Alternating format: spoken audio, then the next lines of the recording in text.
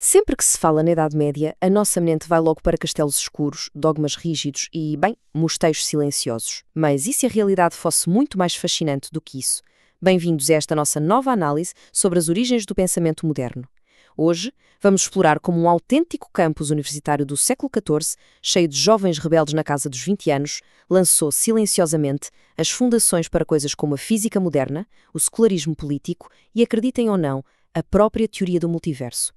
Vamos descobrir as mentes incrivelmente brilhantes de Duns Scotus e Guilherme de Ockham. Aí é que está a grande contradição histórica que torna todo este tema tão irresistível. Pensem comigo. Ideias profundamente modernas sobre liberdade, sobre como usamos a linguagem ou até mesmo sobre a separação entre Igreja e Estado, não nasceram em palácios luxuosos e iluminados do Renascimento. Nada disso.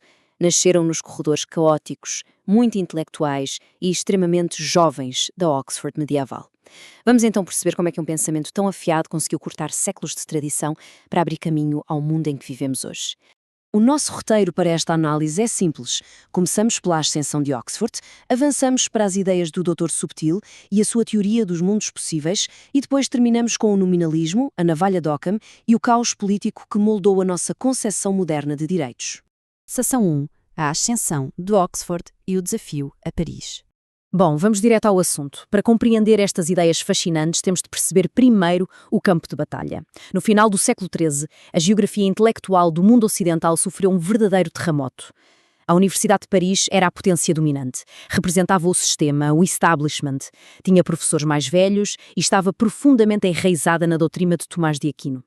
Oxford, por outro lado, Oxford era o centro independente da rebelião franciscana. Era uma universidade incrivelmente jovem. Não havia sequer uma linha muito clara a separar alunos de professores, porque as aulas eram dadas por jovens nos seus 20 ou 30 anos. E foi este espírito irreverente que culminou num desafio gigantesco em 1277, quando a congregação de Oxford condenou formalmente 30 teses filosóficas já estabelecidas. Foi na prática a Declaração de Independência Intelectual de Oxford. Secção 2. Scotus, o Doutor Subtil e a lógica do ser. No centro deste autêntico turbilhão em Oxford estava um homem com uma inteligência absolutamente formidável, João Duns Scotus. A sua capacidade de fazer distinções conceptuais tão minuciosas e intrincadas rendeu-lhe o título de o Doutor Subtil. Scotus mudou completamente a forma como olhamos para a própria existência. Vejam bem, Tomás de Aquino dizia que a palavra ser era análoga, ou seja, significava coisas diferentes dependentes se falávamos de Deus ou das criaturas terrenas. Mas Scotus discordava totalmente. Para ele, o conceito de ser era unívoco, significava exatamente a mesma coisa, quer estivéssemos a falar de um Deus infinito ou de uma pulga minúscula. É como este predicado disjuntivo de A a Z que estamos a ver. O ser abrange tudo o que não seja o vazio absoluto. Colocar todas as coisas no mesmo plano lógico de existência, isto foi completamente revolucionário. E o que é realmente fascinante nesta metodologia de causa primeira é a sua pureza analítica. Sim, trata-se de um argumento para provar a existência de uma causa primeira. Mas ao contrário de teólogos anteriores que olhavam para a natureza e usavam a física da altura, que, convenhamos, era muito falível, Scotus confiava puramente em possibilidades lógicas e abstratas. A lógica dele era mais ou menos esta. Se algo tem a possibilidade pura de existir, e não há qualquer contradição nisso, então as regras rígidas da dedução garantem que tem de existir uma primeira causa absoluta que não foi causada por mais nada. É literalmente a vitória da lógica pura sobre a observação física imperfeita. Mas ele não se ficou por aqui. Scotus também revolucionou a forma como entendemos os próprios indivíduos. Antes dele, acreditava-se que as coisas diferiam umas das outras apenas por causa da matéria física que as compunha. Mas o nosso Doutor Subtil introduziu este conceito brilhante de esseidade, que podemos traduzir de forma simples como istidade. Basicamente, é a ideia de que existe um princípio único, muito formal, que torna cada indivíduo absolutamente distinto do resto, independentemente da matéria de que é feito. E para não ficarmos só na teoria abstrata, os filósofos franciscanos adoravam usar exemplos práticos. O melhor exemplo é este burro específico que vemos aqui, carinhosamente chamado de diabrete. Ora, segundo Scotus, o diabrete partilha a natureza comum de todos os burros do mundo, certo? Mas ele tem a sua própria escidade, a sua própria istidade. E é exatamente isso que faz do diabrete exatamente quem ele é, distinto de qualquer outro burro que já pisou ou virá a pisar a face da terra. Basicamente, ele defende que o mundo não é apenas um monte de matéria igual e informe, é um mosaico de identidades vibrantes que nunca, mas nunca, se repetem. Seção 3. Liberdade e mundos possíveis. A invenção do multiverso lógico. Pois bem, Scotus pegou nestas minúcias lógicas todas e decidiu usá-las para reescrever completamente a teoria do livre-arbítrio e da possibilidade cósmica. Para salvar a ideia da verdadeira liberdade humana, ele fez algo mesmo radical. Separou os instantes de tempo dos instantes da natureza. Calma, isto parece complexo, mas é simples. Ele propôs que, no exato mesmo momento em que fazemos a escolha A, existe a possibilidade lógica, paralela e não manifesta de estarmos a fazer a escolha B. Existem possibilidades sincrónicas. E com isto, meus amigos, ele deu à luz a doutrina dos mundos possíveis, a fundação teórica dos multiversos lógicos, e fê-lo séculos antes de pensadores famosos como Leibniz terem sequer sonhado com o assunto. E reparem como o impacto destas ideias ressoou até debates que continuam intensíssimos hoje em dia. Enquanto a tradição mais antiga daquela época argumentava que um embrião só ganhava alma semanas depois de já existir, Scotus defendeu que a alma e a natureza humana individual estavam presentes logo desde o instante da concepção. Independentemente do lado do debate em que se esteja, é crucial notar como este posicionamento filosófico abstrato acabou por abrir o caminho para o que mais tarde se tornou a doutrina católica da Imaculada Concepção. É o exemplo perfeito de como uma premissa estritamente lógica da Idade Média serve de raiz histórica para os debates sociais mais profundos da modernidade. Seção 4. Occam e o nominalismo. A lógica da linguagem. E sim entra em cena o nosso próximo protagonista, que surge na esteira de Scotus, pronto para levar aquele espírito de Oxford a um território novo e muito, muito mais afiado. Falo do franciscano Guilherme de Ockham.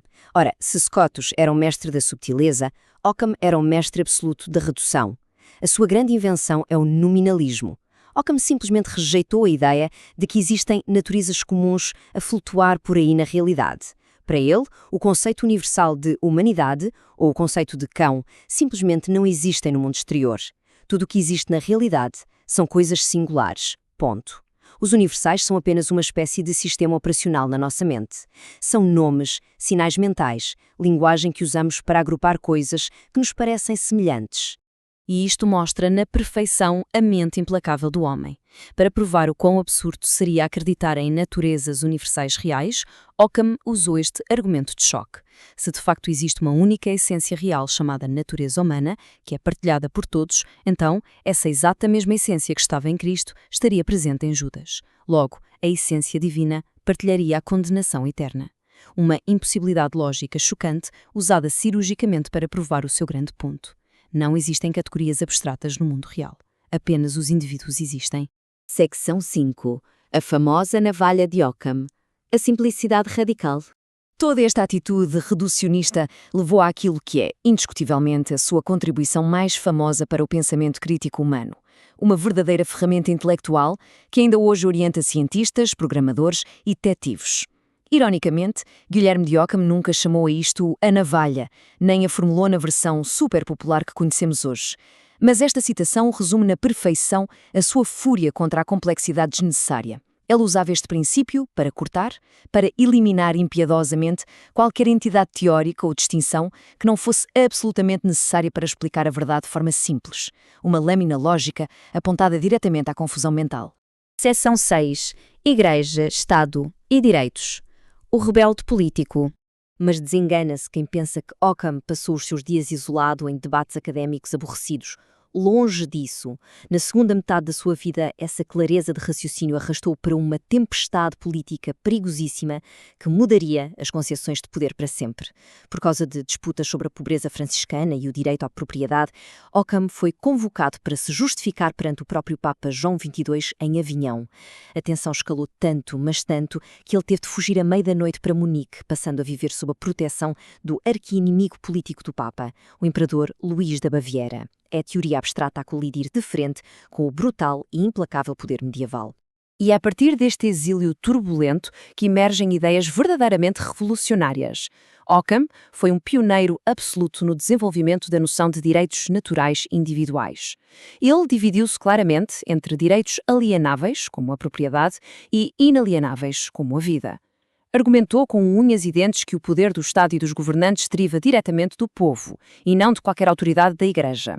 Ele até defendia um Papa cujos poderes devessem ser controlados por conselhos representativos, numa visão chocante e prematura de separação estrita entre poder espiritual e Estado. Este é, indubitavelmente, o alicerce fundamental do secularismo político moderno. Então, como é que tudo isto se junta? O ambiente incrível criado por estes filósofos continua a dar frutos. Em meados do século XIV, um grupo conhecido como os Calculadores de Oxford pegou neste rigor lógico extremo e começou a usá-lo não apenas na teologia, mas para resolver quebra-cabeças supercomplexos sobre o tempo, a distância e o movimento. Eles começaram, muito silenciosamente, a utilizar diagramas racionais que assentaram diretamente as bases para a física de Galileu, séculos mais tarde. Resumindo tudo nesta tabela comparativa, o ponto crucial é observar como estas duas mentes trabalharam de formas tão diferentes para alterar o rumo do conhecimento.